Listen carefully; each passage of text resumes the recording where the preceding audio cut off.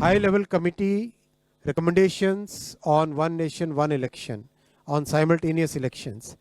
Those recommendations have been accepted today by the Union Cabinet. आज union cabinet में माननीय प्रधानमंत्री श्री नरेंद्र मोदी जी ने एनडीए की सरकार ने वन नेशन वन इलेक्शन में जो हाई लेवल कमेटी की रिकमेंडेशंस थी उसको एक्सेप्ट किया है. High level committee recommendations on one nation, one election, on simultaneous elections, those recommendations have been accepted today by the Union Cabinet. And as you are aware, 1951 से 1967 तक election simultaneously होते थे.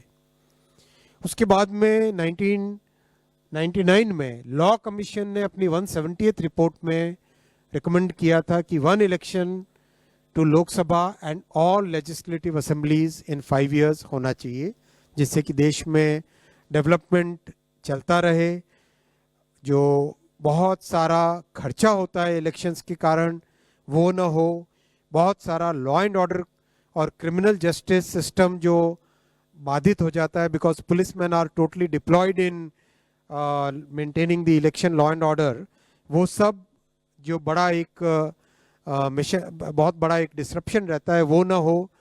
और एक तरीके से जो आज का यूथ है और आज का जो भारत है जिसकी एक एस्पिरेशन है कि डेवलपमेंट तेजी से हो, चाहे इंफ्रास्ट्रक्चर का हो, चाहे एजुकेशन का हो, हेल्थ केयर का हो, चाहे एम्प्लॉयमेंट अपॉर्चुनिटीज़ का हो, चाहे मैन्युफैक्चरिंग का हो, उसमें इलेक्शन के प्रोसेस से बार बार जो बीच में एक तरीके से उन सब को एक स्मूथ तरीके से डेवलपमेंट चलता रहे.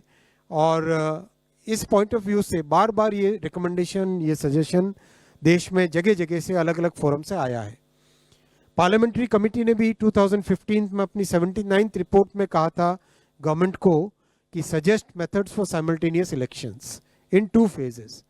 इसीलिए हाई लेवल कमेटी गठित की गई थी under the chairmanship of Shri Ramnath Kovind ji, the former President of India, and that committee extensively consulted a broad spectrum of stakeholders, including political parties, judges, constitutional experts, large number of experts from various fields.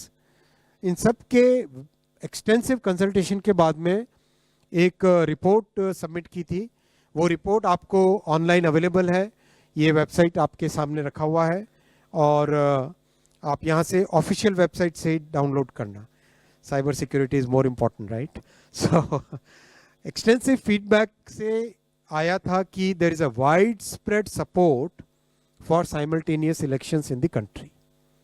There is a wide spread support for simultaneous elections in the country.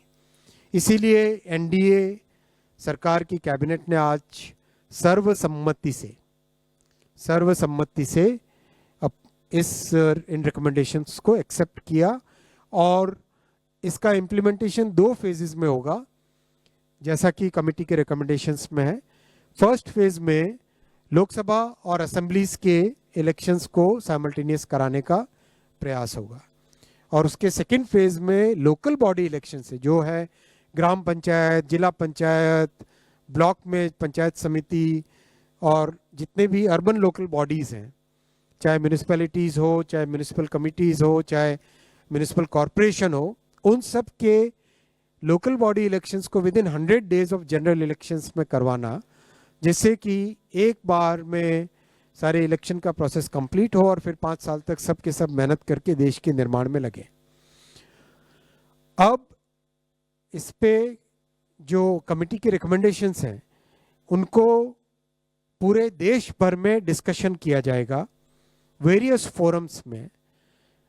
Whether it is आप सबका भी स्वागत है, आप सब भी इसके discussion में हिस्सेदार बने और सभी नौजवानों को, सभी जो इंडस्ट्री बॉडीज़ हैं, सभी जो दूसरे जितने भी फेडरेशंस, ग्रुप्स, हर एक तरह के जो सोशल ग्रुप्स हैं, उन सब का हम आह्वान करते हैं कि आप सभी इस पॉइंट को डिटेल में डिस्कस कीजिए, साइंटिफिक वे में डिस्कस कीजिए.